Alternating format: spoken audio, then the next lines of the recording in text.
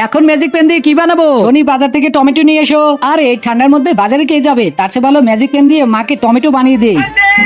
ও মাই god, এ তো সত্যি সত্যি এসে গেছে। ও তার মানে আমার ম্যাজিক পেন ঠিক হয়ে গেছে। তোর ম্যাজিক পেন নয়, আমার ম্যাজিক পেন। এটা কি করে? এটা আমি ঠিক করেছি, এখন তুই যা। ওকে, এই দেখো মা, আমার নতুন ড্রেস, নতুন শু আর নতুন ব্যাগ। কেমন হয়েছে? এত জিনিসপত্র তুই কোথায় পেলি? আমার ব্যাগ থেকে টাকা নিসনি তো? আরে না মামি, এ তো আমার ম্যাজিক পেন থেকে, না মানে সেভিং থেকে সব জিনিস। আরে বাহ বেটা, এটা তো খুব ভালো কথা। আরেকে দেখো 1 টাকাও সেভিং করে না। তোকে তো আমি দেখে নেবো, দাঁড়া।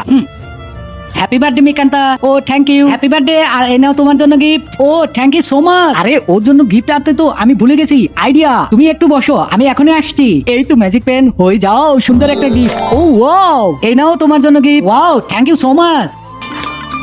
ও ওয়াও, ফাইনালি ম্যাজিক পেন আমার হাতে চলে এসেছে। একটা কাজ করি, এই ম্যাজিক পেন আমার কাছে রেখে দেই আর সোনির জন্য একটা নকল ম্যাজিক পেন বানিয়ে রাখি।